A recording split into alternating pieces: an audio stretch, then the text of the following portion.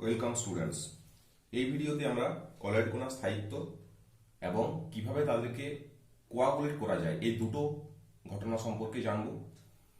প্রথমে আমরা দেখে নিই কলয়েডের স্থায়িত্ব কিভাবে আসে। Stability of colloid. Stability of colloid. কোনো কলয়েড কণার দ্রবণের স্থায়িত্ব প্রধানত তিনটি কারণে হয়। প্রথম হচ্ছে, এক নম্বর হচ্ছে Brownian motion. Brownian motion. Second হচ্ছে charge on the colloid particle.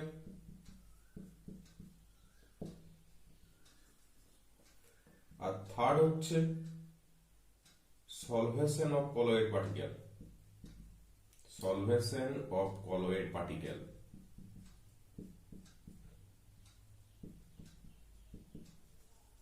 Lyophilic colloid বা সলভেন্ট লাভিক কলয়েড কিভাবে তৈরি হয়? Spontaneous dispersion of colloid particles into bulk material. Bulk material মানে হচ্ছে সলভেন্টটা, তার সাথে কলয়েড পার্টিকেলস গুলোর খুব ভালো ইন্টারাকশন থাকে এবং তারপরে তারা সহজেই ডিসপার্স হয়ে যায় মিডিয়ামের মধ্যে। একটা লায়োফিলিক সল থার্মোডাইনামিক্যালি মোর স্টেবল হবে, মানে সল তৈরি হওয়ার পর বেশি স্টেবিলিটি পাবে।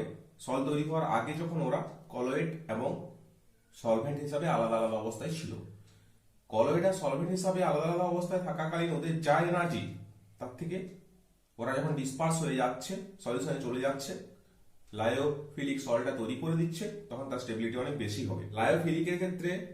লায়োফিলিক সলের ক্ষেত্রে মেইন যে কারণটা হলো স্টেবিলিটির পিছনে, সেটা হচ্ছে সলভেশন অফ কলয়েড পার্টিকেল। তার মানে সলভেশন অফ কলয়েড পার্টিকেলের দ্বারা সবচেয়ে বেশি স্টেবিলিটি পায় লায়োফিলিক সল। সেখানে কি হয়, দ্রাবক আকর্ষী কলয়েড কণার চারিদিকে দ্রাবকের একটি পাতলা আস্তরণ থাকে, অর্থাৎ দ্রাবক আকর্ষী কলয়েড কণাগুলি দ্রাবকায়িত হয়। এই সলভেশন এনার্জি লায়োফিলিক কলয়েডের স্থায়িত্ব প্রদানে অতিরিক্ত ভূমিকা পালন করে। এই জন্য দ্রাবক বিকর্ষী কলয়েড অপেক্ষা, তার মানে লায়োফোবিক কলয়েড অপেক্ষা লায়োফিলিক কলয়েড বেশি স্টেবল হয়। তার মেন কারণ হলো সলভেশন অফ কলয়েড পার্টিকেল। এবার চলে এসো লায়োফোবিকের ক্ষেত্রে। লায়োফোবিকের ক্ষেত্রে আমরা জানি যে সহজে কিন্তু সেই ধরনের সল তৈরি হয় না, স্পন্টেনিয়াস ডিসপারশন হয় না এর ক্ষেত্রে, সলভেন্ট হেটিং যেহেতু। তার জন্য লায়োফোবিক সল আর থার্মোডাইনামিক্যালি আনস্টেবল। তার মানে আমরা যদি সলভেন্ট আর কলয়েড পার্টিকেলসটা আলাদাভাবে এনার্জি ক্যালকুলেট করি, তাহলে তার এনার্জি কম হবে সলিউশনের মধ্যে থাকার থেকেও। তার মানে সলিউশনের মধ্যে ওরা থাকতে চাইবে না, থার্মোডাইনামিক্যালি আনস্টেবল, ওরা কোয়াগুলেট হয়ে যেতে চাইবে। সেটা আমরা কিভাবে ব্যাখ্যা করব? সেটা আমরা ব্যাখ্যা করতে পারি থার্মোডাইনামিক্যালি। আমরা জানি যে ফ্রি এনার্জি, কোন একটা সিস্টেমের ফ্রি এনার্জি ডেল জি সমান ভিডিপি মাইনাস এস ডিটি। কিন্তু যেখানে সারফেস এরিয়া কম বেশি হয় বা সারফেস এরিয়া ব্যাপারটা যুক্ত আছে, সেখানে আমাদের এই ডেল জি সমান হবে VdP minus S dT plus gamma dS. এই পার্টটা যুক্ত থাকবে বাড়তি। এখন del G at constant temperature pressure সমান হবে গামা ডিএস। এখন দেখো, কলয়েড পার্টিকেলস গুলো যদি আলাদা আলাদা ভাবে থাকে সলভেন্টের মধ্যে, তাহলে ওদের যে সারফেস এরিয়া হবে,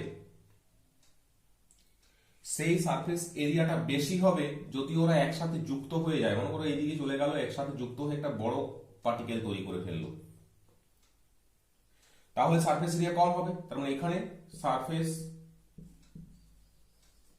এরিয়া মোর, এখানে surface area less. Surface area less. তাহলে আমরা বলতে পারি যে যদি সারফেস এরিয়া কমে যায়, এই প্রসেসটাই যদি সারফেস এরিয়া কমে যায়, এখান থেকে এখানে যে প্রসেসটা হয়েছে, এখানে সারফেস এরিয়া কমে গেল, তাহলে ডি এর সমান কি হবে? তখন ডি এর সমান হবে নেগেটিভ। যেহেতু gamma surface tension always positive হয়, তাই ডি এর সমান নেগেটিভ হলে ডেল জি সময় হবে নেগেটিভ, ডেল জি নেগেটিভ হলে স্পন্টেনিয়াস, তার মানে আমরা বলতে পারি যে এই প্রসেসটা স্পন্টেনিয়াস, কারণ কলয়েড পার্টিকেলস গুলো যখন আলাদাভাবে ছিল তখন তাদের টোটাল যে সারফেস এরিয়া ছিল, কলয়েড পার্টিকেলস গুলো যখন একসাথে হয়ে গেল তখন সারফেস এরিয়া কমে গেল। তার মানে কলয়েড পার্টিকেলস গুলো আলাদা আলাদা থাকার দিক থেকে একসাথে হয়ে যাওয়াটা এটা স্পন্টেনিয়াস প্রসেস, ওরা এটাই হতে চাইবে। তার মানে কলয়েড পার্টিকেল গুলো সব একসাথে যুক্ত হয়ে কোয়াগুলেট হয়ে যেতে পারবে গ্র্যাভিটেশনাল ফোর্সে, আর সেই প্রসেসটা নিশ্চয়ই স্পন্টেনিয়াস আমরা থার্মোডাইনামিক্যালি বলতে পারি। So the colloid particles wants to decrease their interface area and this can be possible if they coalesce together, তারা একসাথে যদি যুক্ত হয়ে যায় তাহলেই সারফেস এরিয়া কমতে পারবে। Thus settle down the colloidal particles would be free energy decrease process and so spontaneous। তাহলে তো যেগুলো সলভেন্ট হেটিং বা লায়োফোবিক সেগুলোর ক্ষেত্রে তো এটাই হওয়ার কথা, ওরা সারফেস এরিয়া কমাবে স্পন্টেনিয়াসলি, থার্মোডাইনামিক্যালি যেটা ফেভারেবল হবে, সবাই একসাথে যুক্ত হবে এবং গ্র্যাভিটেশনাল ফোর্সে তারা নিচের দিকে চলে আসবে, সেটেল ডাউন হয়ে যাবে। তাহলে এটাই হওয়ার কথা, কিন্তু তা তো হচ্ছে না, স্টেবিলিটি পাচ্ছে। কেন পাচ্ছে সেটা আমি একটু পরে বলছি। আর একটা ইনস্টেবিলিটি ফ্যাক্টর আছে, সেটা হচ্ছে ব্রাউনিয়ার মোশন। ব্রাউনিয়ার মোশন এখানে যেমন স্টেবিলিটি ফ্যাক্টর আছে, আমরা উল্টো দিক থেকে ভাবলে ব্রাউনিয়ার মোশনটা ইনস্টেবিলিটি ফ্যাক্টর হিসেবে ভাবতে পারি। কিরকম?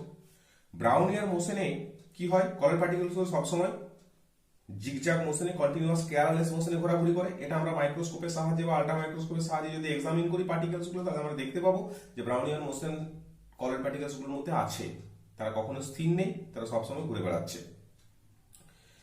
কিন্তু যখন তারা কাছাকাছি চলে আসবে, যখন তারা অনেক কাছাকাছি চলে আসবে, এই কেয়ারলেস মোশনের সময় দুটো পার্টিকেল, একাধিক পার্টিকেল যখন কাছাকাছি চলে আসবে, তখন তাদের short range van der Waal force, যেটা short range van der Waal force,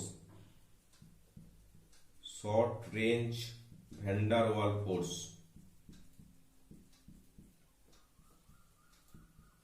যেটা ভ্যারিজ এজ 1/r⁶, সেটা অপারেট করতে শুরু করবে। তার মানে যখন ওরা জিগজ্যাগ মোশনের সময় অনেক কাছাকাছি চলে আসবে, তখন কাছাকাছি চলে এলেই এই short range van der Waal force ওই পার্টিকেলস গুলোর মধ্যে অপারেট করতে শুরু করবে, আর তারা পরস্পরের সাথে একত্রিত হয়ে যেতে পারে বা যুক্ত হয়ে যেতে পারে ওই ভ্যান ডার ওয়াল ফোর্সের দ্বারা। তখন পরস্পরকে কাছাকাছি টানবে এবং তারপরে তারা একত্রিত হয়ে যেতে পারে, কোয়ালস করে যেতে পারে। এই ভ্যান ডার ওয়াল অ্যাট্রাকটিভ পোটেনশিয়ালটার জন্য কলয়েড পার্টিকেলস গুলো কোয়ালস করে গিয়ে ইনস্টেবিলিটি দিতে পারে। কিন্তু এই সমস্ত ফ্যাক্টরগুলো থাকা সত্ত্বেও লায়োফোবিক কলয়েড কিন্তু স্টেবিলিটি লাভ করে। তার পিছনে কারণ হচ্ছে কলয়েড কোণাতে একই আধানের উপস্থিতি, কারণ charge on the colloid particle, same charge on the colloid particle. কি হয়, কোন কলয়েডের কোণাগুলি সেম চার্জ হওয়ায় পরস্পরের মধ্যে বিকর্ষণ বল ক্রিয়া করে, ফলে কোণাগুলি পরস্পরের সঙ্গে কোয়ালস করতে পারে না। এইভাবে কলয়েড কোণাতে আধানের উপস্থিতি বা চার্জের প্রেজেন্স কলয়েডের কোণাগুলিকে স্টেবিলিটি প্রদানে মুখ্য ভূমিকা পালন করে। Charge on the colloid particle সবচেয়ে বেশি বড় ফ্যাক্টর এই স্টেবিলিটির পিছনে। ব্রাউনিয়ার মোশন ক্ষেত্রেও তাই। আমরা ব্রাউনিয়ার মোশনটাকে স্টেবিলিটি ফ্যাক্টর হিসেবে কিভাবে বলতে পারি, যেমন ইনস্টেবিলিটি ফ্যাক্টর হিসেবে বললাম, যেমন স্টেবিলিটি ফ্যাক্টর হিসেবে বলতে পারি যে ব্রাউনিয়ার মোশনের কণাগুলির এই ব্রাউনিয়ার মোশন থাকার জন্য পরস্পরের সাথে একত্রিত হতে পারে না। ব্রাউনিয়ার মোশন সবসময় চলতে থাকে সিস্টেমের মধ্যে, তাহলে ব্রাউনিয়ার মোশনের জন্যও কণাগুলি একত্রিত হতে পারে না, ধাক্কা লেগে ছিটকে যায় সবসময়। তার মানে চার্জ অন দ্য কলয়েড পার্টিকেলের জন্য পরস্পরকে একত্রিত রাখতে পারে না, একসাথে হতে দেয় না, কোয়ালস করতে দেয় না। প্রতিটা চার্জ নিজেদের চার্জগুলো পরস্পরকে বিকর্ষণ করে, আর ব্রাউনিয়ার মোশনের জন্য তারা ধাক্কা খেয়ে ছিটকে গিয়ে কলয়েড সিস্টেমটাকে স্টেবিলিটি দেয়। আমরা একটু ব্যাপারটাকে ভালো করে দেখে নিই, কলয়েড কোণাগুলো কিভাবে স্টেবিলিটি পাচ্ছে সেটা আমরা একটু এক্সপ্লেন করি কিভাবে হচ্ছে ব্যাপারটা। দেখো, কলয়েড কোণাগুলো আমরা জানি সলিড ফেজে আছে, তাহলে কলয়েড কোণাগুলো যখন সলভেন্টের মধ্যে যাবে, তখন সলভেন্টের মধ্যে, এদিকে সলভেন্ট আছে ধরে নিলাম, সলভেন্টের মধ্যে থাকাকালীন ওখানে একটা ইলেকট্রিক্যাল ডাবল লেয়ার তৈরি হবে। আমরা জানি দুটো ইনসলিবল সলিড যখন আমরা সলভেন্টের মধ্যে বা লিকুইড ফেজে যাবে তখন সেখানে একটা ইলেকট্রিক্যাল ডাবল লেয়ার তৈরি হবে। ইলেকট্রিক্যাল ডাবল লেয়ার যদি এখানে তৈরি হয় তাহলে এটা কেমন দেখতে হবে? এর মধ্যে একটা ফেজ থাকবে, ধরে নিলাম এর মধ্যে আছে প্লাস চার্জের লেয়ার, তাহলে এর ঠিক বাইরে সিগমা ডিস্টেন্স দূরত্বে একটা নেগেটিভ চার্জের লেয়ার থাকবে, যেটাকে আমরা ফিক্সড লেয়ার বলে থাকি। ফিক্সড লেয়ার বলে থাকি, তাহলে এটা হলো ফিক্সড লেয়ার। এর বাইরে থাকবে ডিফিউজ লেয়ার, সেখানে নেগেটিভ পজিটিভ সব মিলিয়ে থাকবে।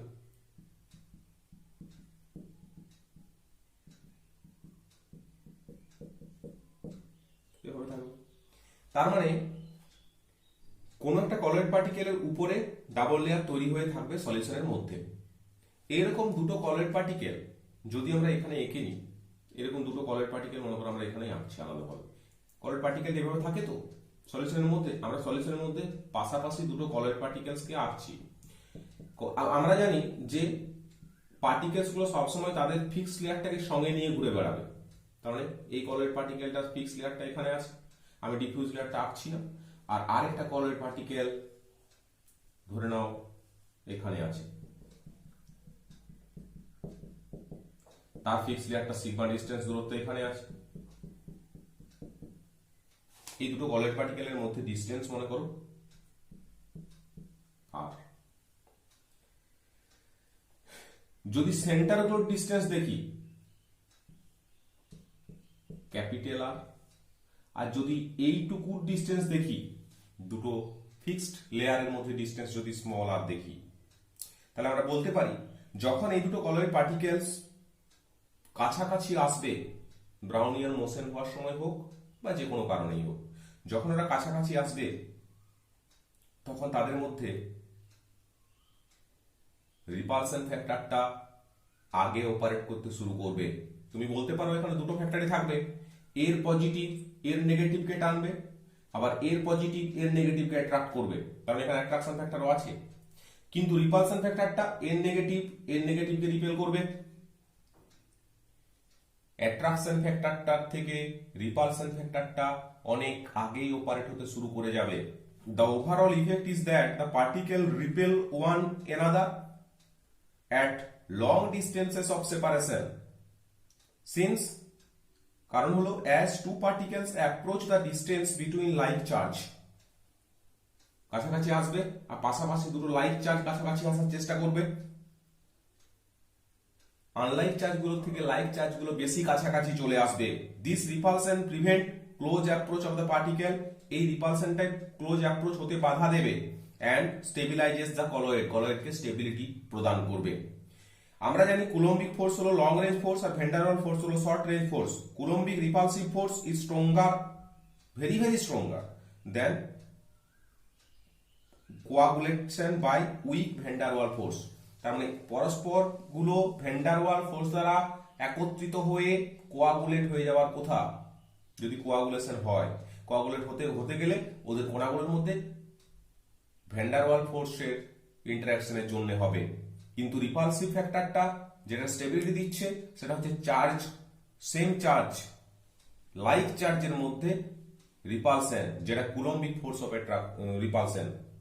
তার মানে কুলম্বিক ফোর্স অফ রিপালশন যেটা, সেই রিপালশনটা যেহেতু ইলেকট্রোস্ট্যাটিক নেচারের কুলম্বিক টাইপের, তাই তার ক্ষমতা কোয়াগুলেট করে যাওয়ার জন্য যে ফোর্সটা ভ্যান ডার ওয়াল টাইপের তার থেকে অনেক বেশি। আমরা জানি যে কুলম্বিক ফোর্স আর ভ্যান ডার ওয়াল ফোর্স যদি কম্পারিজন করি তাহলে আমরা দেখব ভ্যান ডার ওয়াল ফোর্স যখন ধীরে ধীরে অনেক, এদিকে আর প্লট করেছি, এদিকে পোটেনশিয়াল এনার্জি যদি প্লট করি তাহলে আমরা জানি যে ভ্যান ডার ওয়াল ফোর্সটা অনেক দূর থেকে ধীরে ধীরে একই রকম ভাবে আসে, এখানে এসে কাছাকাছি এলে এটা অপারেট করতে শুরু করে, তারপরে এভাবে ভেরি হাই হয়। আর কুলম্বিক ফোর্স রিপালসিভ ফোর্স যেহেতু, তাহলে এটা ভ্যান ডার ওয়াল ফোর্সটা কাছাকাছি এলে অ্যাট্রাকশন করবে এবং স্টেবিলিটি দেবে, পোটেনশিয়াল এনার্জি নেগেটিভ করে দেবে। আর কুলম্বিক ফোর্স প্রথম থেকেই লং ডিস্টেন্স দূর থেকে ও স্ট্রিপলি রাইজ করে পজিটিভের দিকে যাবে। তার মানে এটা ভ্যান ডার ওয়াল অ্যাট্রাকশন আর এটা কুলম্বিক রিপালশন। তাহলে ভ্যান ডার ওয়াল অ্যাট্রাকশন থেকে কুলম্বিক রিপালশন অনেক বেশি স্ট্রিপ অ্যান্ড স্টেডি। তাহলে কুলম্বিক রিপালশন ফ্যাক্টরটা মোর প্রিডোমিনেট করে যাবে ভ্যান ডার ওয়াল অ্যাট্রাকশন ফোর্সের উপর। তার মানে এদেরকে কাছাকাছি আসতে দেবে না। কাছাকাছি এলে তো ভ্যান ডার ওয়াল অ্যাট্রাকশনটা কাজ করতে শুরু করবে, কিন্তু কাছাকাছি আসার থেকে আগেই কুলম্বিক রিপালশন ফ্যাক্টর ওদেরকে সরিয়ে দেবে, তাই ওরা কোয়ালস করতে পারবে না। এবার আমরা দেখবো coagulation of colloid. Coagulation or flocculation of colloid। আমরা জানি যে কোন কলয়েড দ্রবণে কলয়েড কণাগুলি ইন ডিসপার্স ফেজ কি করে, কন্টিনিউয়াস জিগজ্যাগ মোশনে ছোটাছুটি করে। যদি কোনো বিশেষ উপায়ে কলয়েড কণাগুলি একত্রিত হতে পারে তাহলে একটি বড় কণায় পরিণত হয়ে যাবে।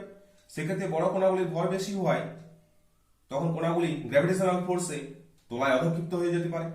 বড় কণায় পরিণত হওয়ার পর অধঃক্ষেপণ ছাড়াও কলয়েড কণাগুলি অধঃক্ষেপণের জন্য অন্য প্রক্রিয়া ঘটাতে পারে, সেটাই হচ্ছে তঞ্চন প্রক্রিয়া বা কোয়াগুলেশন। গ্র্যাভিটেশনাল ফোর্সের সাহায্যে তঞ্চন হতে পারে। যখন কোনো কারণে তারা কোয়ালস করে যাবে, কোয়ালস করার পর গ্র্যাভিটেশনাল ফোর্সের সাহায্যে ওরা তঞ্চিত হবে। কিন্তু কোয়ালস না করে অন্য কোনো ভাবে ওরা তঞ্চিত হতে পারে। সেখানে আরো আদার্স অনেক ফ্যাক্টর আছে যেগুলোর সাহায্যে আমরা ওদেরকে তঞ্চিত করতে পারি বা কোয়াগুলেট করতে পারি। তাহলে কোয়াগুলেশন ব্যাপারটা কি, তার ডেফিনেশন কি হবে? কোনো কলয়েড দ্রবণের কলয়েড কণাগুলিকে বিশেষ কোনো উপায়ে দ্রবণ থেকে অধঃক্ষিপ্ত করার ঘটনাটাকে তঞ্চন বলে। ভালো করে শুনে নাও, কোনো কলয়েড দ্রবণের কলয়েড কণাগুলিকে কোনো বিশেষ উপায়ে দ্রবণ থেকে অধঃক্ষিপ্ত করার ঘটনাকে তঞ্চন বলে। কোয়াগুলেশন আবার বেশ কয়েকটা ভাগে ভাগ করা যায় বা বেশ কয়েক রকম ভাবে আমরা করতে পারি। প্রথমে আমরা দেখে নিই addition of electrolyte. Addition of electrolyte to lyophobic sol. এখানে traces of electrolyte are essential for the stability of colloid. কলয়েডের স্টেবিলিটির জন্য খুব সামান্য পরিমাণ ইলেকট্রোলাইট দরকার, যে ইলেকট্রোলাইটটা দিয়ে আমরা কলয়েডকে স্টেবিলিটি দিতে পারবো। বাইরের সারফেসে সেই চার্জটা অ্যাবজর্ব হবে এবং সেই চার্জটা বাইরের সারফেসে থাকার ফলে প্রতিটা কলয়েড পার্টিকেল চার্জ হয়ে যাবে। প্রতিটা কলয়েড পার্টিকেল চার্জ হয়ে গেলে তারা পরস্পরের মধ্যে রিপেল করবে এবং স্টেবিলিটি পাবে। কিন্তু আমরা যদি লার্জ অ্যামাউন্ট অফ ইলেকট্রোলাইট দিই তাহলে কিন্তু সেটা স্টেবিলিটি দিতে পারবে না কলয়েড সিস্টেমকে। Colloid particles grow in size and precipitated হয়ে যাবে। The phenomenon of precipitation of coagulation of the colloid using electrolyte is called flocculation. Electrolyte দিলে কি হয়? ইলেকট্রোলাইট দিলে ইলেকট্রোলাইটটা কলয়েড পার্টিকেলের সারফেসে যে চার্জটা অ্যাকোয়ার হয়ে আছে বা যে চার্জটার জন্য কলয়েড পার্টিকেল স্টেবিলিটি পাচ্ছে সেই চার্জটাকে নষ্ট করে দেবে। তাহলে কলয়েড পার্টিকেলগুলো আর চার্জ থাকতে পারবে না। কলয়েড পার্টিকেলগুলো যদি চার্জ না থাকে তাহলে কলয়েড পার্টিকেলগুলো পরস্পরের মধ্যে কোয়ালস হওয়ার অনেক সুবিধা হবে। Van der Waal force of অ্যাট্রাকশনটা ভালো অপারেট করতে পারবে এবং তার ফলে কলয়েড পার্টিকেলসগুলো একত্রিত হয়ে নিচে থিতিয়ে পড়বে। সেটাই হচ্ছে কোয়াগুলেশন। ইলেকট্রোলাইট যদি অ্যাড করি তাহলে এই প্রেসিপিটেশন ঘটবে। এই যে প্রেসিপিটেশন ঘটবে সেটা ডিপেন্ড করবে ইলেকট্রোলাইটের নেচারের উপর, আবার সল্টটা কেমন বা তার উপরে কি চার্জ আছে, কলয়েড পার্টিকেলস গুলোর উপরে কি চার্জ আছে তার উপরও নির্ভর করবে। কিভাবে আমরা এখানে সুলজে হার্ডি রুল দ্বারা বলতে পারি? Schulze Hardy rule.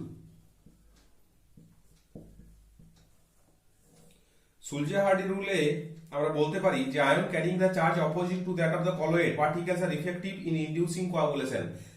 কোন একটা কলয়েড পার্টিকেলের চার্জ যদি পজিটিভ হয়, অল ওভার চার্জ পজিটিভ যদি হয় মনে করো, মানে অল ওভার চার্জ বলতে আমরা বলবো নিজের চার্জ আর ফিক্স লেয়ারটার চার্জ মিলিয়ে টোটাল চার্জ হয়। সেই চার্জ যদি অল ওভার পজিটিভ হয়, এটা চার্জ যদি পজিটিভ কলয়েড হয়, ইফ পজিটিভ কলয়েড এটা হয় পজিটিভ চার্জড কলয়েড, তাহলে নেগেটিভ আয়ন কোয়াগুলেট করবে একে, যদি নেগেটিভ চার্জ কলয়েড হয় তাহলে পজিটিভ আয়ন কোয়াগুলেট করবে ওকে। আবার আমরা যে আয়নটা অ্যাড করছি সেই আয়নটার যত ভ্যালেন্সি বেশি হবে, তাহলে 2 নম্বরে হচ্ছে ভ্যালেন্সি অফ কোয়াগুলেটিং আয়ন, তার মানে যার দ্বারা কোয়াগুলেট হচ্ছে তার যদি ভ্যালেন্সি বেশি হয় তাহলে সামান্য পরিমাণ ইলেকট্রোলাইটে বেশি পরিমাণ কলয়েডের চার্জটাকে ক্যান্সেল আউট করে দিতে পারবে, চার্জটাকে নষ্ট করে দিতে পারবে, তাহলে বেশি পরিমাণ কলয়েডকে স্টেবিলিটি দিতে পারবে। তাই ভ্যালেন্সি যত বেশি হবে তত কোয়াগুলেটিং পাওয়ার বাড়বে। এটাই হলো সুলজে-হার্ডি রুল। সুলজে-হার্ডি রুলের সাহায্যে আমরা বলতে পারি যে কোয়াগুলেটিং পাওয়ার যত বেশি হবে তত কম পরিমাণ ইলেকট্রোলাইটে বেশি পরিমাণ কলয়েডকে স্টেবিলিটি দিয়ে দিতে পারবে। ফ্লকুলেশন ভ্যালুটা কি বটে? ফ্লকুলেশন ভ্যালু হচ্ছে minimum amount of electrolyte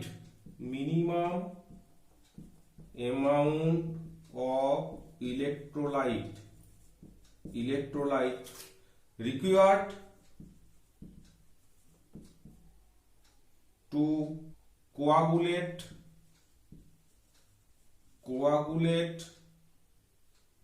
the sol। এটাকে এক্সপ্রেস করা হয় মিলিমোল পার লিটারে। তার মানে 1 লিটার সলকে কোয়াগুলেট করতে কত মিলিমোল ইলেকট্রোলাইট লাগে সেটাকে বলা হয় ফ্লকুলেশন ভ্যালু। এখান থেকে আমরা বলতে পারবো যে ভ্যালেন্সি যত বেশি হবে তার যদি কোয়াগুলেটিং পাওয়ার বেশি হয়,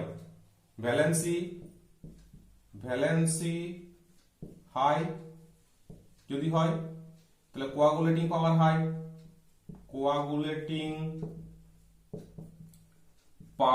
হাই হবে। যদি কোয়াগুলেটিং পাওয়ার হাই হয় তাহলে কম পরিমাণ ইলেকট্রোলাইটই অনেক বেশি পরিমাণ সলকে প্রেসিপিটেট করে দিতে পারবে বা কোয়াগুলেট করে দিতে পারবে, তার মানে ফ্লকুলেশন ভ্যালু হবে লো।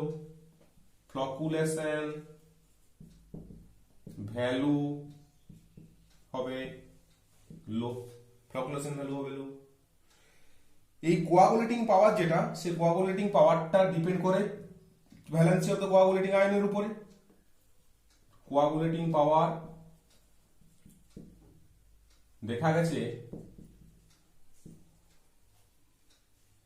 Varies as valency to the power 6, valency to the power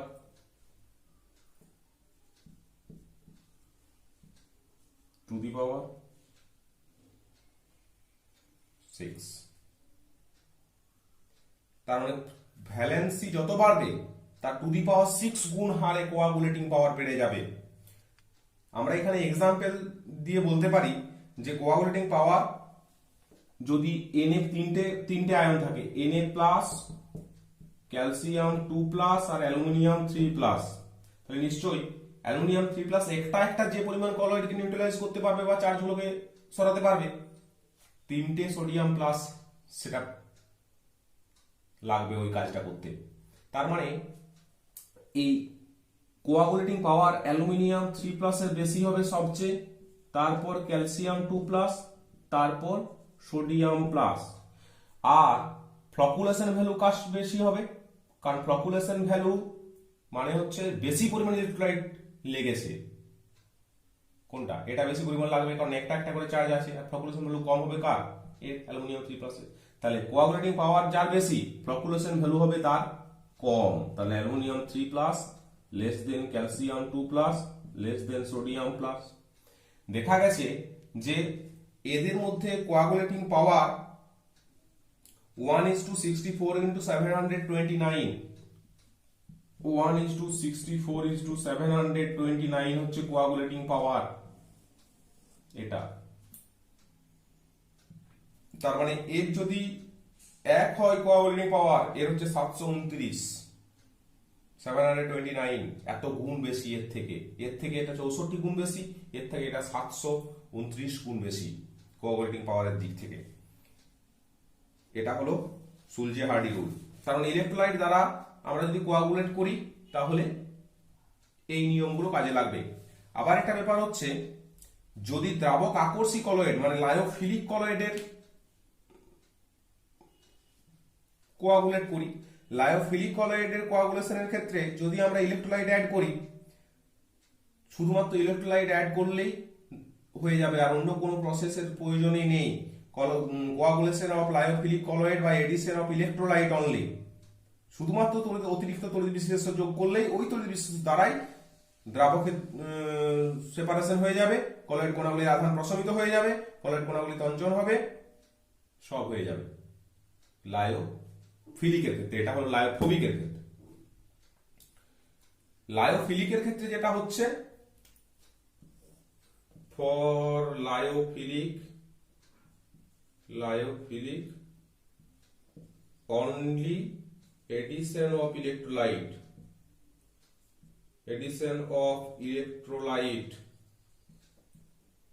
is sufficient to coagulation,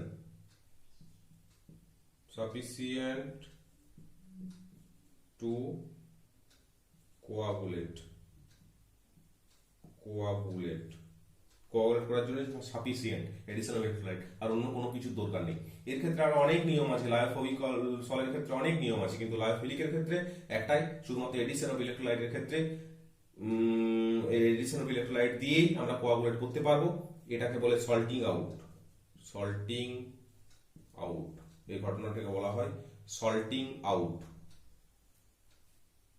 ওকে, এবার আমরা লায়োফোবিক সলের ক্ষেত্রে আরো অনেকগুলো নিয়ম আছে কোয়াগুলেশনের, সেইগুলো একে একে দেখে নিই। নেক্সট হচ্ছে মিউচুয়াল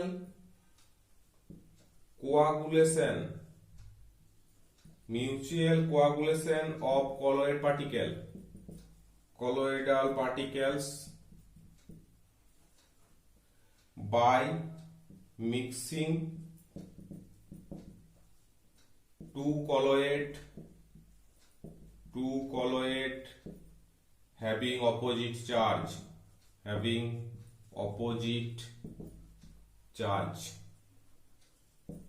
যেমন ধরো FeOH এর হোল 3 এর উপর Fe3+ অ্যাডসর্ব হয়, তারপরে এই কলয়েডটার চার্জ তৈরি হয়। এই কলয়েডটাকে যদি আমরা AS2S3 এর সাথে মিশিয়ে দিই, এর উপরে S2- অ্যাডসর্ব হয়, তারপরে চার্জ তৈরি হয়। তাহলে এই দুটোর সাথে যদি আমরা একসাথে মিশিয়ে দিই, তাহলে এর S2- এর Fe3+ কে নিউট্রালাইজ করে দেবে, এবং তারপর এরা পরস্পর কোয়ালস হতে পারবে এবং কোয়াগুলেট করে যেতে পারবে। এটা হলো mutual coagulation of colloid particle by mixing two colloids having opposite charge. এই কলয়েডটা পজিটিভ চার্জ, এই কলয়েডটা নেগেটিভ চার্জ, দুটো কলয়েডের মধ্যে মিক্সিং হলে পরস্পর নিউট্রাল হয়ে গিয়ে কোয়াগুলেট করে যাবে। নেক্সট হচ্ছে coagulation by dialysis of colloid repeatedly।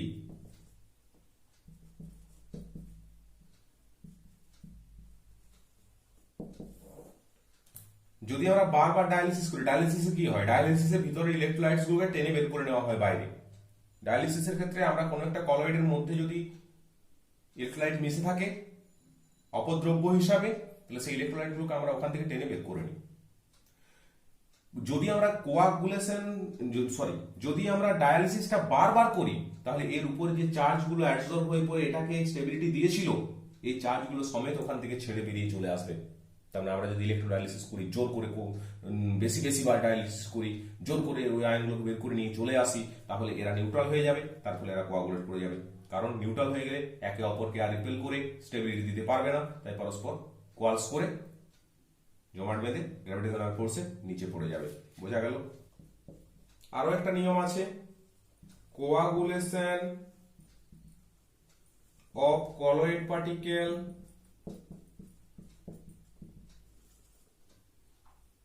By electrophoresis সাহায্যে কোয়াগুলেশন করা যাবে।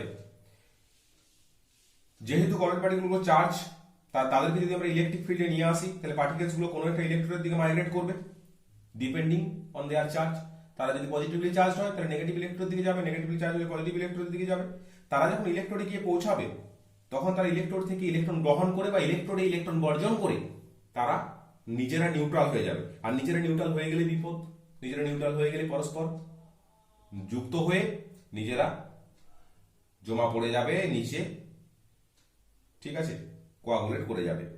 আরেকটা নিয়ম হচ্ছে coagulation by boiling of colloid. Coagulation by boiling of colloid, boiling of colloid.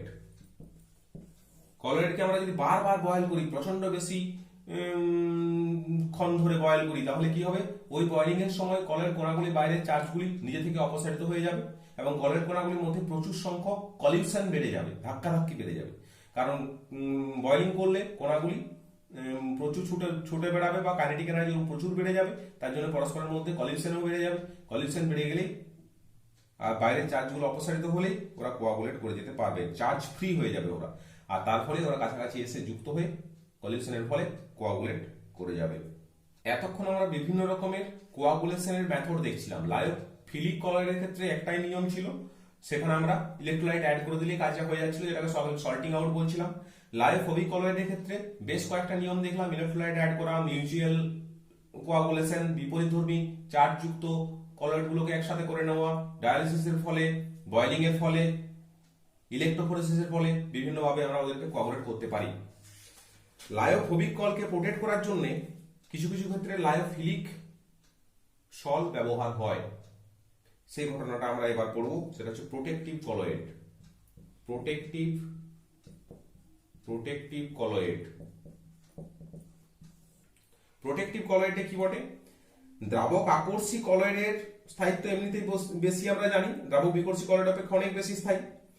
দেখা গেছে যে দ্রাবক বিকর্ষী কোনো কলয়েডের বিশেষ কোনো দ্রাবক আকর্ষী কলয়েড যোগ করলে দ্রাবক বিকর্ষী কোনো কলয়েডে, তার মানে লায়োফোবিক কোনো কলয়েডে লায়োফিলিক কলয়েড যদি আমরা যোগ করি তাহলে কলয়েডের স্থায়িত্ব বৃদ্ধি পায়। এটাকে বলা হয় সংরক্ষক কলয়েড।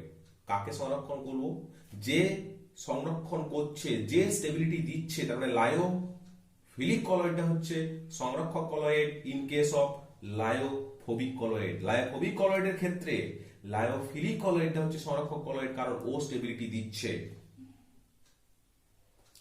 যেমন ফটোগ্রাফিক প্লেট বা ফিল্মের সংরক্ষক হিসাবে দ্রাবক আকর্ষী জিলেটিন দ্বারা দ্রাবক বিকর্ষী সিলভার ব্রোমাইডের সংরক্ষণ করা হয়।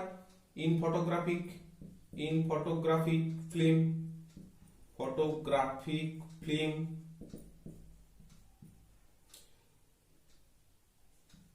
এজিবিআর হচ্ছে লায়োফোবিক কলয়েড। এখানে আমরা অ্যাড করি জিলেটিন, এটা হচ্ছে লায়োফিলিক কলয়েড। লায়োফিলিক দ্বারা লায়োফোবিকের স্টেবিলিটি আমরা দিচ্ছি, ওটাকে আটকে রাখতে বা ছবিটা ওখানে সাটিয়ে যেতে সুবিধা হচ্ছে। আইসক্রিমের সংরক্ষক কলয়েড হিসেবে জিলেটিন ও কার্বক্সিমিথাইল সেলুলোজ ব্যবহার করা হয়। আইসক্রিমকে সংরক্ষক কলয়েড হিসেবে জিলেটিন ও কার্বক্সিমিথাইল সেলুলোজ ব্যবহার করা হয়। আর দুধের সংরক্ষক হলো কেসিন। এগুলো সবই হলো প্রোটেক্টিভ কলয়েড। দুধ একটা কলয়েড, তাকে কেসিন দিয়ে সংরক্ষিত করা যায়। এখানে আমরা জানি বিভিন্ন রকম সংরক্ষক কলয়েডের ক্ষমতা হবে ভিন্ন, কারণ বিভিন্ন রকম লায়োফিলিক কলয়েড বিভিন্ন রকমের আছে, তাদের সবার ক্ষেত্রে একই পরিমাণ লাগবে না। লায়োফোবিক কলয়েডের নির্দিষ্ট পরিমাণকে সংরক্ষিত করতে কারো বেশি লাগবে, কারো কম লাগবে। বিভিন্ন সংরক্ষণ কলয়েডের সংরক্ষণ ক্ষমতা বিভিন্ন।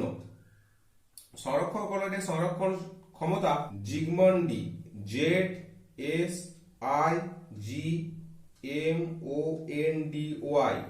ইনি গোল্ড নাম্বার বলে একটা নাম্বার প্রবর্তন করেছিলেন সংরক্ষক কলয়েডের কোয়ালিটি বোঝানোর জন্য। এই প্রোটেক্টিভ পাওয়ার বোঝার জন্য এই গোল্ড নাম্বারটাকে ব্যবহার করা হয়। গোল্ড সল এর কালার হচ্ছে রেড। এখানে NaCl যদি আমরা অ্যাড করি তাহলে তঞ্চন শুরু হয়ে যায়। তঞ্চন মানে হচ্ছে কোয়াগুলেশন। গোল্ড সলে যদি আমরা NaCl অ্যাড করি, গোল্ড সল হচ্ছে লায়োফোবিক। এখানে যদি আমরা NaCl অ্যাড করি তাহলে কোয়াগুলেট করে যাবে। আমরা জানি লাইওফোবিক সল ইলেক্ট্রোলাইট অ্যাড করলে কোয়াগুলেট করে যায়, কোয়াগুলেট করে যাবে। কোয়াগুলেট করে গেলে গোল্ড সল এমনিতে ছিল রেড, কোয়াগুলেট করে গেলে এটা বর্ণ কালার ব্লু হয়ে যাবে। এটা ছিল রেড, এটা হয়ে যাবে ব্লু কোয়াগুলেট করার পর। তাহলে এখান থেকে আমরা বুঝতে পারবো যে এটা কোয়াগুলেট করছে। এবার যদি আমরা বাইরে থেকে কোনো লায়োফিলিক কলয়েডের মধ্যে দিই, লায়োফিলিক কলয়েডের মধ্যে দিই,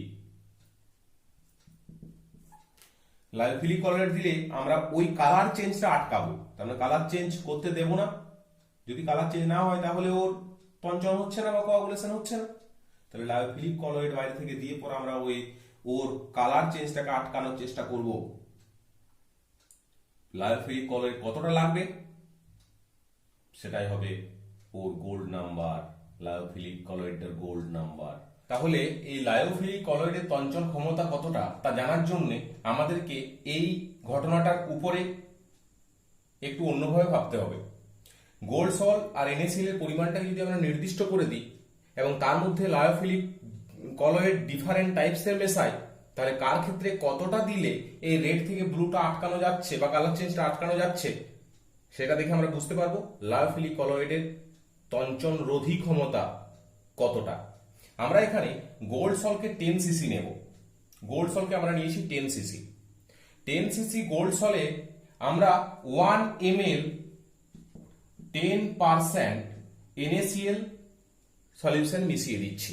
তার মানে গোল্ড সলের পরিমাণ নির্দিষ্ট 10 সিসি নিয়েছি, তার মধ্যে NaCl মেশাচ্ছি 1 ml 10%। 1 ml 10% NaCl যখনই আমরা গোল্ড সলে মিশিয়ে দেব, যেহেতু গোল্ড সলটা লায়োফোবিক, তার সাথে যখন আমরা ইলেক্ট্রোলাইট মিশিয়ে দেব তখন এই গোল্ড সলটা তঞ্চিত হওয়ার চেষ্টা করবে বা ওটা কোয়াগুলেশন ঘটবে। ওই কোয়াগুলেশন হলে কি আমরা উপলব্ধি করব, কি দেখতে পাবো? আমরা দেখতে পাবো যে রেড থেকে কালারটা ব্লু হয়ে যাচ্ছে।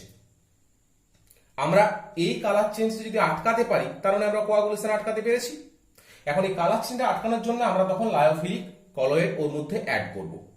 যখন আমরা ওর মধ্যে লায়োফিলিক কলয়েড অ্যাড করব তখন আমরা দেখব যে বিভিন্ন টাইপের লায়োফিলিকের ক্ষেত্রে এই একই ঘটনা ঘটতে কতটা করে লায়োফিলিক সলিউশন লাগছে বা কতটা করে লায়োফিলিক কলয়েড সলিউশন লাগছে।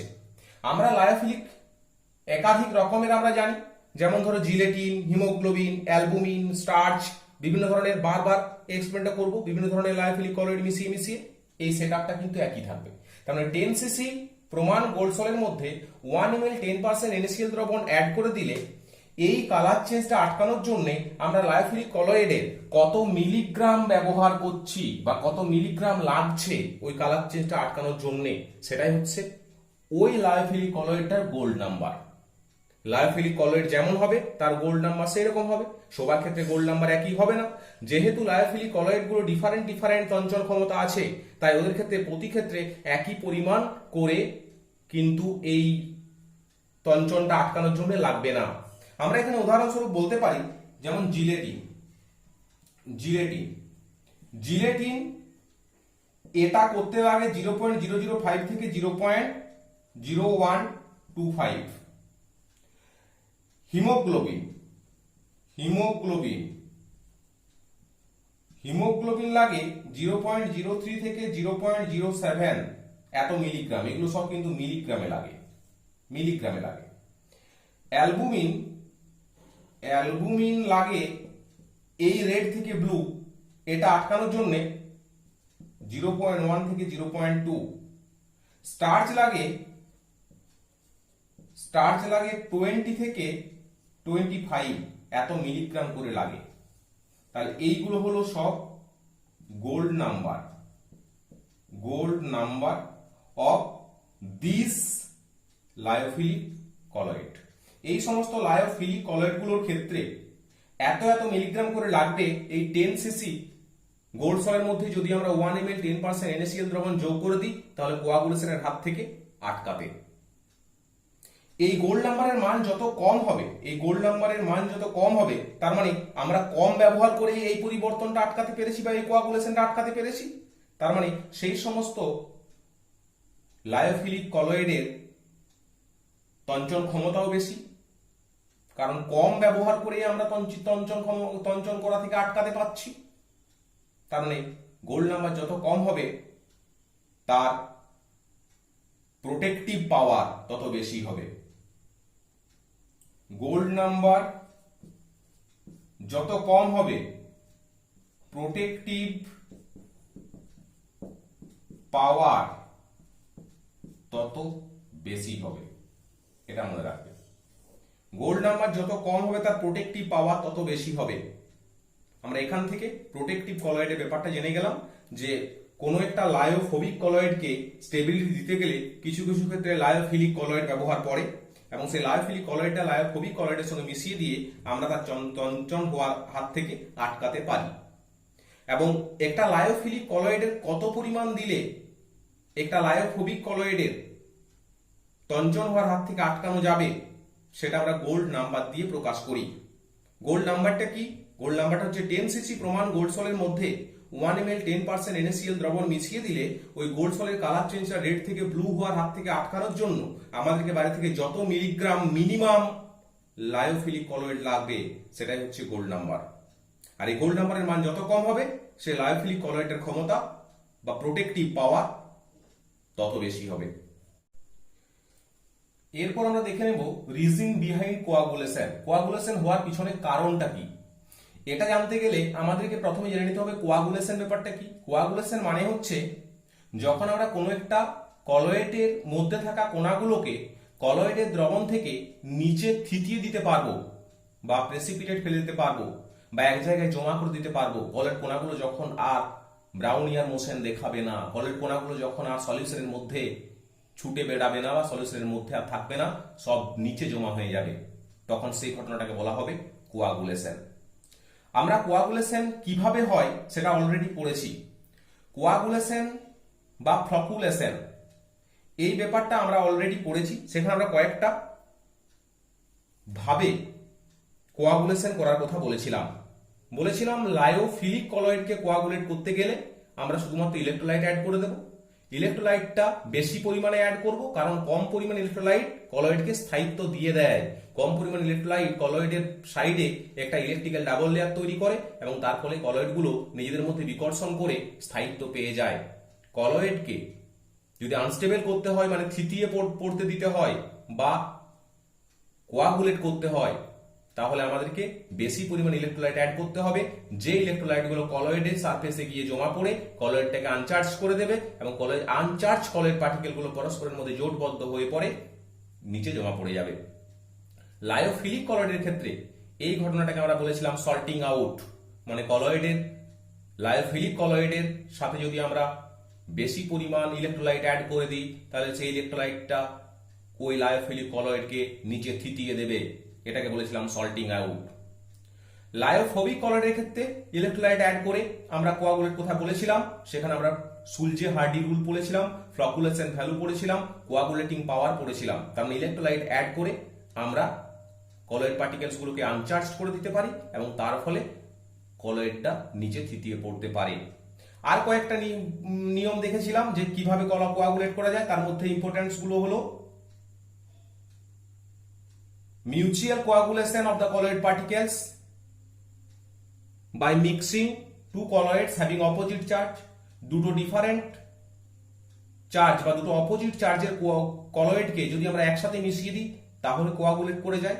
যেমন FeOH এর হোল 3, FeOH এর হোল 3 এটার উপরে Fe3+ অ্যাডসর্ব হবে তাই এটা পজিটিভলি চার্জ কলয়েড। AS2S3 এর উপর S2- অ্যাডসর্ব হবে তাই এটা নেগেটিভলি চার্জ কলয়েড। এই দুটোকে যদি আমরা একসাথে মিশিয়ে দিই তাহলে একে অপরকে নিউট্রালাইজ করে দেবে এবং তার ফলে কলয়েডগুলো একসাথে জমাট বেঁধে নিচে থিতিয়ে পড়তে পারবে। আরেকটা বলেছিলাম coagulation by dialyzing a colloid repeatedly. আমরা বারবার রিপিটেড ডায়ালিসিসের ফলে কলয়েডের উপরে জমে থাকা চার্জগুলো বা যে কারণে কলয়েডটা চার্জড হয়ে যাচ্ছিল সেই কলয়েডের সারফেসে জমে থাকা চার্জগুলোকে আমরা ওখান থেকে বের করে নিতে পারবো রিপিটেড ডায়ালিসিসের ফলে কলয়েড কণাগুলো আর চার্জ থাকবে না, তার ফলে ওরা থিতিয়ে পড়তে পারে। আরেকটা পড়েছিলাম coagulation of colloid particles by electrophoresis. ইলেক্ট্রোফোরেসিসের ফলে কলয়েড পার্টিকেলস গুলো যেমন চার্জ হবে তার অপোজিট চার্জের ইলেকট্রোডে গিয়ে জমা পড়বে যখন আমরা তার মধ্য দিয়ে কারেন্ট পাঠাবো, এবং সেখান থেকে ইলেকট্রন নিয়ে বা ইলেকট্রন ছেড়ে দিয়ে তো ওরা আনচার্জড হবে এবং তার ফলে ওরা জমাট বেঁধে থিতিয়ে পড়তে পারবে। আরেকটা পড়েছিলাম coagulation by boiling of colloid. যখন আমরা কলয়েডকে বয়েল করব তখন কলয়েডের সারফেসে জমে থাকা চার্জগুলো ওখান থেকে ছেড়ে বেরিয়ে আসবে এবং ওরা পরস্পর ডিফিউজ হবে। কলয়েড পার্টিকেলসগুলো পরস্পর একে অপরের মধ্যে ঢুকে যাবে কলিউশনের ফলে, একে অপরের সঙ্গে অ্যাটাচড হয়ে যাবে এবং তার ফলে ওরা কোয়াগুলেট করে যাবে। তার মানে কোয়াগুলেশনের নিয়মগুলো আমরা আগেই পড়েছি। তোমরা একটু খেয়াল করে দেখতে পাবে প্রতি ক্ষেত্রে আমরা একটা কথা বলেছি যে কলয়েড পার্টিকেলসগুলোকে কোয়াগুলেট করতে গেলে বাইরের চার্জটাকে নিউট্রাল করতে হবে। মানে কলয়েড পার্টিকেলের উপরে জমে থাকা চার্জ, যে জন্য কলয়েড পার্টিকেলসগুলো চার্জগ্রস্ত হয়ে পড়ে রিপালশনের ফলে স্টেবিলিটি পাচ্ছে, সেই চার্জগুলোকে ওখান থেকে সরিয়ে দিতে হবে, তার ফলে ওরা কোয়াগুলেট করতে পারবে। আমরা এখানে সেটা ভালোভাবে একটু ডিটেলসে দেখে নেব। আমরা জানি কলয়েড পার্টিকেলসগুলো বিভিন্নভাবে চার্জগ্রস্ত হয়ে পড়ে, যেমন নিজেরা আয়োনাইজড হয়। যেমন ধরো স্টিয়ারিক অ্যাসিড COO- H+ ছিল, সলিউশনে COO- আলাদা হয়ে গেছে, H+ আলাদা হয়ে গেছে, তার মানে নিজেরা আয়োনাইজড হয়ে চার্জগ্রস্ত হয়ে গেছে। আবার নিজেদের অ্যাসিডিক ও বেসিক গ্রুপ থাকলে বিভিন্ন পিএইচ বিভিন্ন ধরনের চার্জ দেখাবে। যেমন ধরো আমি বলেছিলাম NH2CH2COOH, pH > 7 যখন বেসিক মিডিয়াম তখন NH2CH2COO- নেগেটিভ চার্জ দেখাবে। যখন pH <7 তখন NH3+ CH2COOH তার মানে পজিটিভলি চার্জ দেখাবে। আর এটা যদি অ্যামিনো অ্যাসিড, তার মানে একটা কলয়েড, অ্যামিনো অ্যাসিড, প্রোটিন, এরা তো কলয়েড হিসেবে কাজ করে, তার মানে এরা বিভিন্ন পিএইচ বিভিন্ন রকমের চার্জ দেখাবে। তার মানে নিজেরা আয়োনাইজড হতে পারে, long chain fatty acid COO- Na+, এরা আয়োনাইজড হয়ে চার্জগ্রস্ত হতে পারে। বিভিন্ন পিএইচ কলয়েড পার্টিকেলস গুলো যেমন প্রোটিন, অ্যামিনো অ্যাসিড, এরা বিভিন্ন পিএইচ বিভিন্ন ধরনের চার্জ দেখাতে পারে।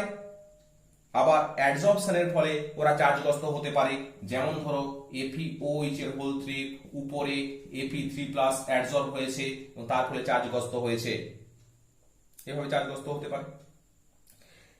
এই কলয়েড পার্টিকেলস গুলো চার্জগ্রস্ত হয়ে যাওয়ার পর তারা কি হবে, তারা সলিউশনে গিয়ে ইলেকট্রিক্যাল ডাবল লেয়ার তৈরি করবে।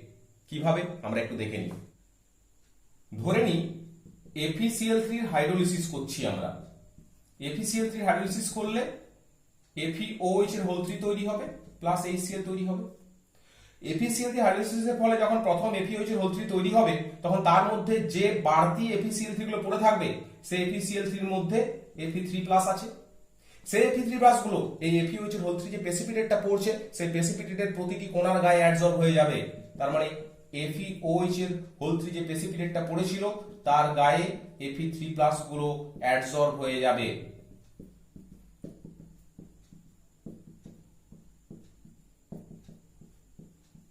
অ্যাডজর্ব হয়ে গেল Fe3+ গুলো। তার ফলে এই কলয়েড পার্টিকেলসটা পজিটিভলি চার্জ কলয়েড পার্টিকেলস হয়ে গেল। এখন যে প্রেসিপিটেটটা নিচে পড়েছিল তার মধ্যে FeOH3 এর প্রতিটি কোণা, প্রতিটি পার্টিকেল যদি পজিটিভলি চার্জ হয়ে যায় তাহলে একটা পার্টিকেলের সাথে আরেকটা পার্টিকেল রিপালশন শুরু হয়ে যাবে এবং তার ফলে ওরা ওখান থেকে সলিউশনে ঘুরে চলে আসবে কলয়েড পার্টিকেল হিসেবে।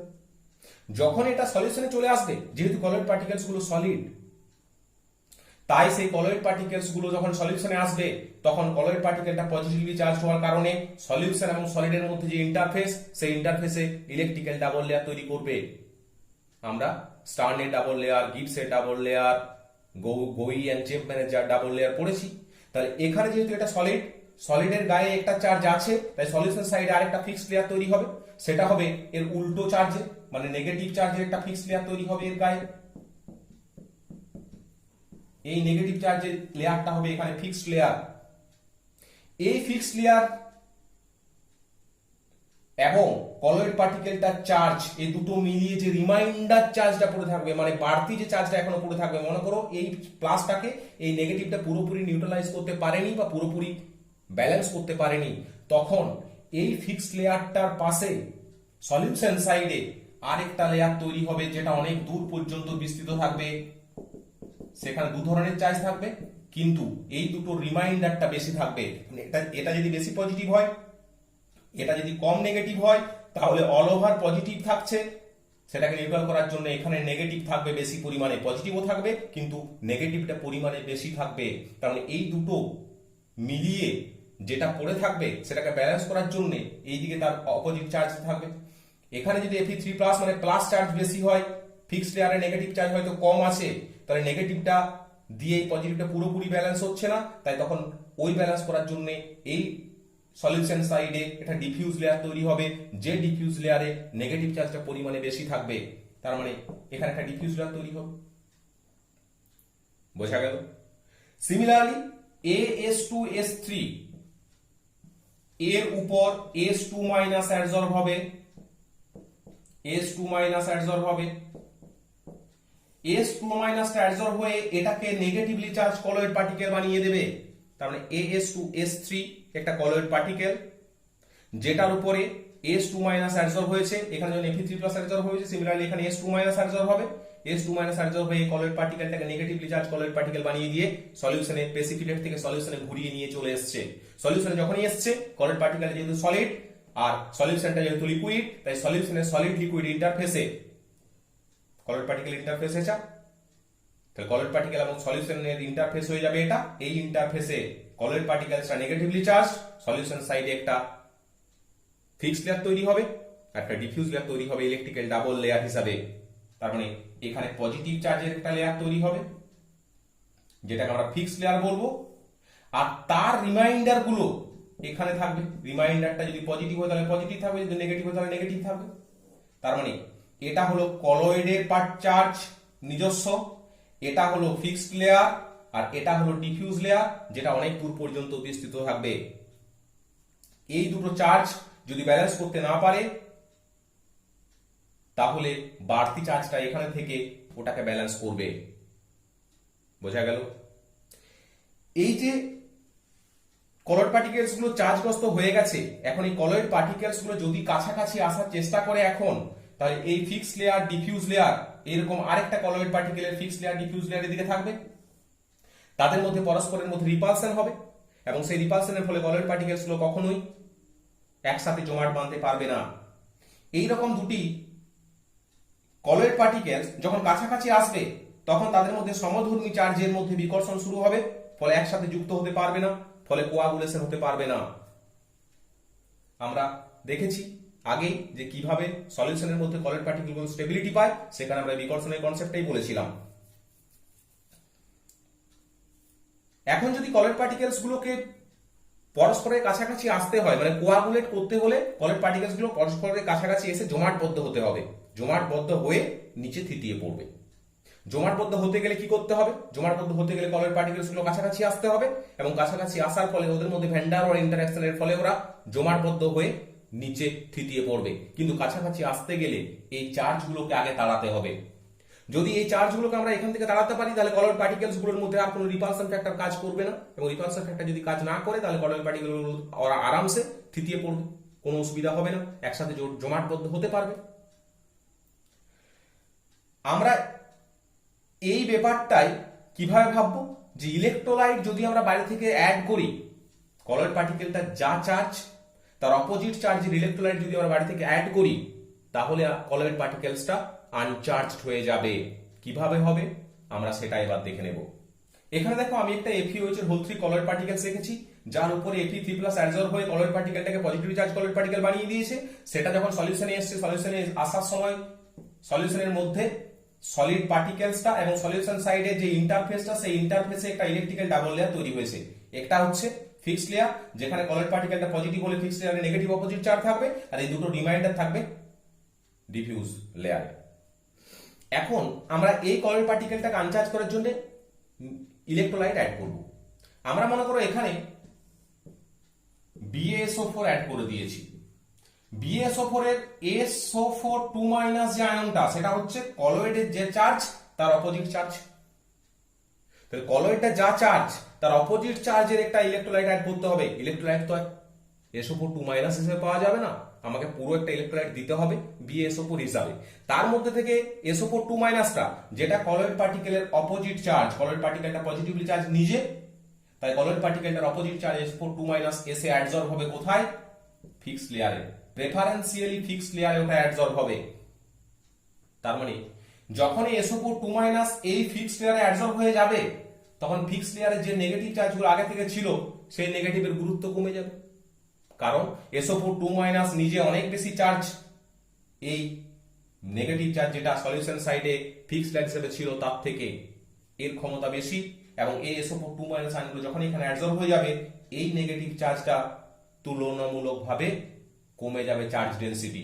তার মানে SO4 যখন এখানে অ্যাডজর্ব হলো, charge density of fixed layer decreases, charge density of fixed লেয়ারের যে চার্জ ডেনসিটি এতক্ষণ ছিল সিগমা, সেটা ডিক্রিজ করে যাবে, ডিক্রিজেস। যখনই ফিক্সড লেয়ারের চার্জ ডেনসিটি ডিক্রিজ করে গেল, তখনই ফিক্সড লেয়ারে যেহেতু চার্জ ডেনসিটি ডিক্রিজ করে গেছে, SO4 একাই Fe3+ গুলোকে ব্যালেন্স করে দিচ্ছে, তাই ডিফিউজ লেয়ার কমে যাবে, কারণ SO4 Fe3+ গুলোকে ব্যালেন্স করার জন্য যথেষ্ট মনে হচ্ছে। তাহলে তখন charge layer of fixed layer charge density কমে যাবে, ডিফিউজ লেয়ারে যারা ছিল এতক্ষণ, সে ডিফিউজ লেয়ারে যারা ছিল তারাও ছেড়ে সলিউশনের দিকে বেরিয়ে চলে যাবে, এর কাছাকাছি থাকার আর প্রয়োজন মনে করবে না। তার মানে এই ডিফিউজ লেয়ারটা যে চার্জ ডেনসিটি সেটা কমবে, এবং ডিফিউজ লেয়ারের যে উইথটা ছিল ডি, থিকনেস যেটা ছিল সেটাও কমে যাবে। তার মানে এটার ফলে কি হবে? এটার ফলে চার্জ ডেনসিটি অফ ডিফিউজ লেয়ারও ডিক্রিজ করে যাবে, ডিফিউজ লেয়ার ডিক্রিজ করে যাবে, এটা ডিক্রিজ করে যাবে, অ্যাজ ওয়েল অ্যাজ কি হবে? As well as thickness of diffuse layer decrease করে যাবে।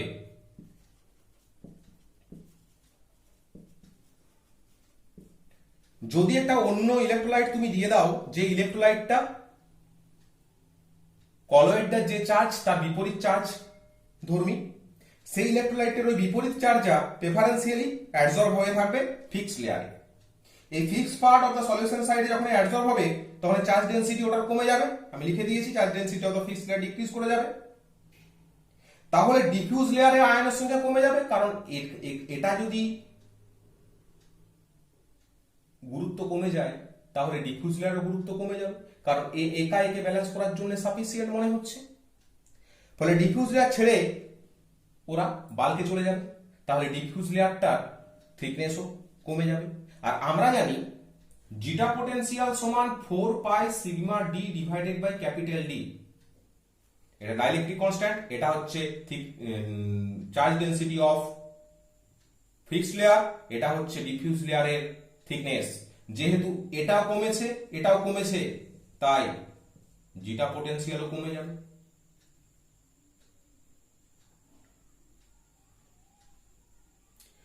জিটা পোটেনশিয়াল কমে যাবে, এটা আমরা অন্যভাবেও বলতে পারি। যদি আমরা এখানে ইলেকট্রোলাইট অ্যাড করে দিই কলয়েড সলিউশনের মধ্যে, যেখানে কলয়েড পার্টিকেলস গুলোর উপরে ইলেকট্রিক্যাল ডাবল লেয়ার তৈরি হয়ে আছে, সেখানে যদি আমরা ইলেকট্রোলাইট অ্যাড করে দিই, তাহলে সেই ইলেকট্রোলাইটটা সলিউশনটার আয়নিক স্ট্রেংথ বাড়িয়ে দেবে। তার মানে addition of electrolyte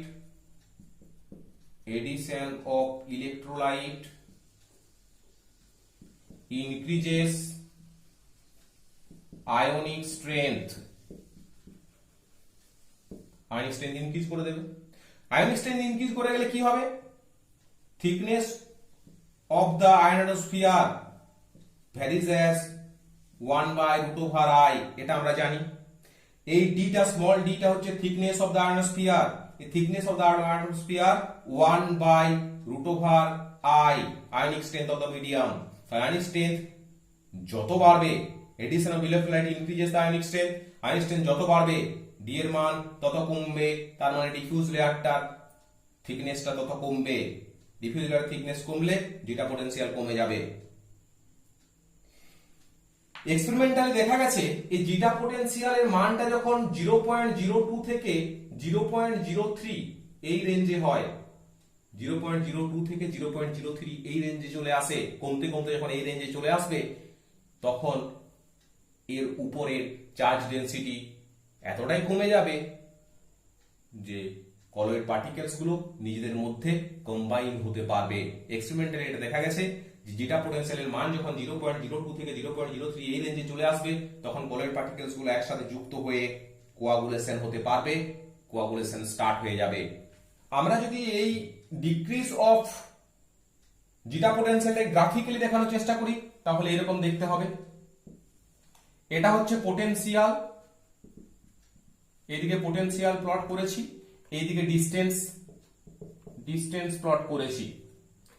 sigma distance দূরত্ব একটা ফিক্সড লেয়ার ছিল, ফিক্সড লেয়ার পর্যন্ত পোটেনশিয়ালটা র্যাপিডলি ডিক্রিজ করত, তারপর ডিফিউজ লেয়ারে ধীরে ধীরে ডিক্রিজ করত এবং অনেক দূরে গিয়ে জিরো হয়ে যেত। এটা আমরা স্টারনেট ডাবল লেয়ার কনসেপ্ট অনুযায়ী এটা আমরা জানি। কিন্তু এক্ষেত্রে যখনই আমরা ইলেকট্রোলাইট অ্যাড করে দেব, ইলেকট্রোলাইটের মধ্যে থাকা কলয়েডের অপোজিট চার্জ, কলয়েড পার্টিকেলের যা চার্জ তার অপোজিট চার্জটা ফিক্সড লেয়ারে যখন অ্যাবজর্ব হয়ে যাবে তখন সেই ফিক্সড লেয়ারের পোটেনশিয়ালটাকে আগে যে হারে কম ছিল তার থেকে বেশি হারে টেনে কমিয়ে দেবে।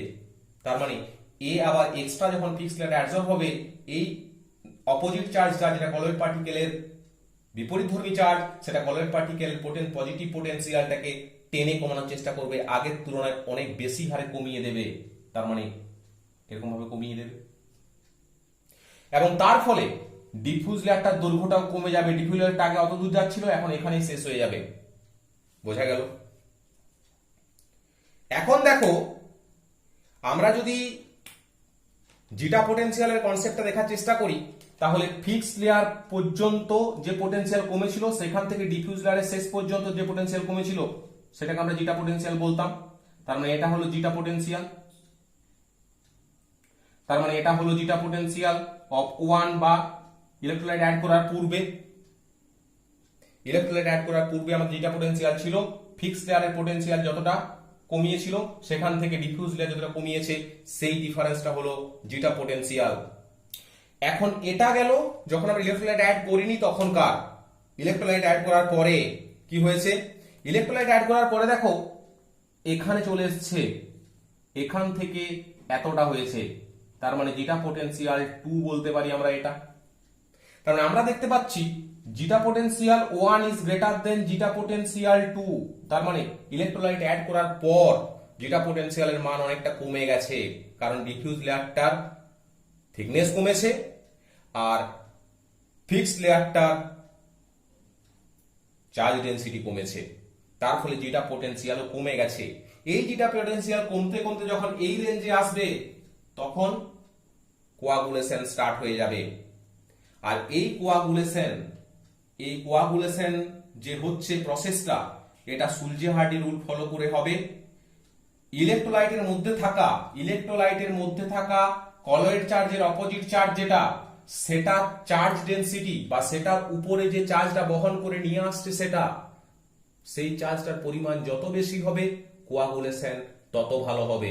তার মানে আমরা যদি Cl মাইনাস দিয়ে, SO4 2 মাইনাস দিয়ে আর PO4 3 মাইনাস দিয়ে আমরা যদি এই পজিটিভ কলয়েডটাকে নিউট্রালাইজ করতে চাই বা কোয়াগুলেট করতে চাই, এই পজিটিভ কলয়েডের ক্ষেত্রে PO4 3 মাইনাসের ক্ষমতা সবচেয়ে বেশি হবে কোয়াগুলেট করার, কারণ এর উপরে -3 চার্জ আছে, তারপর হবে A, তারপর হবে A। তার মানে যে সমস্ত আয়নগুলোর উপরে চার্জ যত বেশি থাকবে, বিপরীতধর্মী চার্জের আয়ন, কলয়েডের যে চার্জ তার বিপরীতধর্মী চার্জের যে আয়নগুলো, তাদের মাথাতে যত চার্জ বেশি থাকবে, তারা যত বেশি চার্জ বহন করে নিয়ে আসবে, কোয়াগুলেশন ততই ইজিলি হবে এবং ততই ভালো হবে। আমরা এখানে একটা এক্সাম্পল দেখে নিই কিভাবে কোয়াগুলেশনটা হচ্ছে।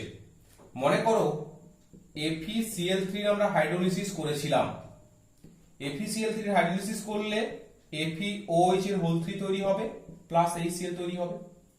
প্রথমে যে FeOH এর হোল 3 তৈরি হয়েছিল সেগুলো সব জমাট বেঁধে নিচে পড়ে যাবে, কিন্তু সেইগুলোতে পড়ে থাকা Fe3+ এর মধ্যে তো Fe3+ আছে, এখনো সব FeCl3 গুলো হাইড্রোলিসিস মনে করো হয়নি, তাহলে কিছু সংখ্যক Fe3+ হাইড্রোলিসিস হয়ে FeOH তৈরি করেছে। সেই FeOH গুলোর উপর পড়ে থাকা Fe3+ গুলো অ্যাডসর্ব হয়েছে, তার মানে Fe3+ যখনই অ্যাডসর্ব হয়ে যাবে তখনই কলয়েড পার্টিকেলসটা বা ওই পড়ে থাকা প্রেসিপিটেটটা কণাগুলো চার্জগ্রস্ত হয়ে যাবে এবং তারা আবার ফিরে সলিউশনে চলে আসবে রিপালশন ফ্যাক্টরের জন্য। প্রতিটা পার্টিকেল চার্জ হয়ে যাবে, প্রতিটা পার্টিকেল চার্জ হয়ে গেলে তারা পরস্পরের মধ্যে রিপেল করবে এবং তার ফলে প্রেসিপিটেট হিসেবে পড়ে থাকতে পারবে না, সলিউশনে ঘুরে চলে আসবে, কলয়েড হিসেবে আচরণ করবে। তাহলে এই কলয়েড পার্টিকেলটা Fe3+ অ্যাডসর্ব হওয়ার জন্য চার্জ হয়েছে। এখন এই কলয়েড পার্টিকেলসটা সলিড, এর বাইরে থাকবে একটা অপোজিট চার্জের লেয়ার যেটা ফিক্সড লেয়ার, আর তার বাইরে থাকবে আরেকটা লেয়ার যেখানে কি থাকবে বলা যাবে না, এই দুটো রিমাইন্ডারের উপর নির্ভর করবে। এখন আমরা এর মধ্যে যদি Na2SO4 অ্যাড করে দিই, তার মানে SO4 2- আয়নটা অ্যাডসর্ব হয়ে যাবে ফিক্সড লেয়ারে।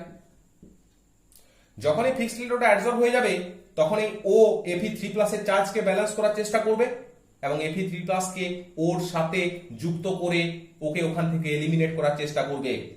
তার মানে এখান থেকে কি হবে, FeOH এর হোল 3 কে আলাদা করে দেবে আর Fe2SO4 এর হোল 3 আলাদা তৈরি হয়ে যাবে। কি বললাম বুঝতে পারা গেছে? তার মানে Fe3+ এর সঙ্গে SO4 2- আয়নগুলো যুক্ত হয়ে Fe2SO4 এর হোল 3 তৈরি করে দেবে। আর এখানে যে Na+ পড়েছিল আর Fe3+ গুলো অ্যাডসর্ব হওয়ার জন্য কিছু পরিমাণ Cl- আগে পড়েছিল, সেই Na+ আর সেই Cl- গুলো যুক্ত হয়ে NaCl তৈরি করে যাবে। তার মানে এখন দেখো এটাও নিউট্রাল, এটাও নিউট্রাল, এটাও নিউট্রাল, তার মানে এই যে FeOH এর হোল 3 নিউট্রাল গুলো সব নিচে প্রেসিপিটেট পড়ে যাবে, প্রেসিপিটেশন হয়ে যাবে। তার মানে আগে FeOH এর হোল 3 যেগুলো এই Fe3+ চার্জের জন্য প্রেসিপিটেট পড়ছিল না, Na2SO4 অ্যাড করার পরে, ইলেক্ট্রোলাইট অ্যাড করার পরে এখানে চার্জটাকে ও সরিয়ে দিতে পেরেছে বা এলিমিনেট করতে পেরেছে এবং তার ফলে FeOH এর হোল 3 ঘুরে আবার প্রেসিপিটেট পড়ে গেছে। তার মানে সল্টটা কোয়াগুলেট করে গেছে। বোঝা গেল কোয়াগুলেশনের নিয়মটা কিভাবে হচ্ছে? প্রেসিপিটেট পড়ে গেছে, তার মানে সল্টটা কোয়াগুলেট করে গেছে। বোঝা গেল কোয়াগুলেশনের নিয়মটা কিভাবে হচ্ছে? তাহলে আমরা এই ভিডিওতে স্টেবিলিটি অফ কলয়েড কিভাবে হয় দেখলাম।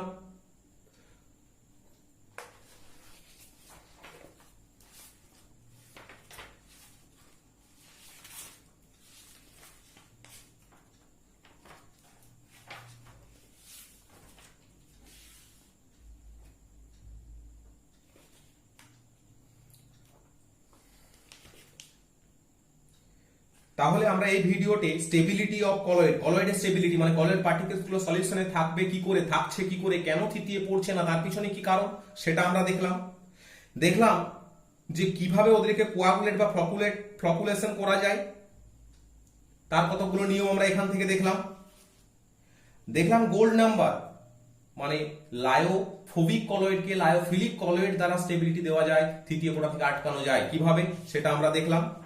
আর দেখলাম রিজন বিহাইন্ড কোয়াগুলেশন, কোয়াগুলেশনকে করতে হলে আমরা যে ইলেকট্রোলাইট অ্যাড করছি বা কোয়াগুলেট করার জন্য কলয়েড পার্টিকেলস গুলো একসাথে যে যুক্ত করতে হবে, তার জন্য আমাকে বাইরের চার্জটাকে যে সরাতে হবে, কলয়েডের উপরে যে চার্জটা জমা পড়ে আছে যার জন্য কলয়েড পার্টিকেলটা চার্জগ্রস্ত হয়ে আছে সেটাকে নিউট্রালাইজ করতে হবে। তার জন্য আমাদেরকে বিভিন্ন প্রকারের নিয়ম কাজে লাগাতে পারি। তার মধ্যে একটা হলো ইলেকট্রোলাইট অ্যাড করে দেওয়া। ইলেকট্রোলাইট অ্যাড করলে কি হবে, বাইরের চার্জটা ওখান থেকে এলিমিনেট হবে এবং কিভাবে হবে এবং তার ফলে কি হবে সেগুলো আমরা এখান থেকে জানলাম রিজন বিহাইন্ড কোয়াগুলেশন পার্টটা থেকে।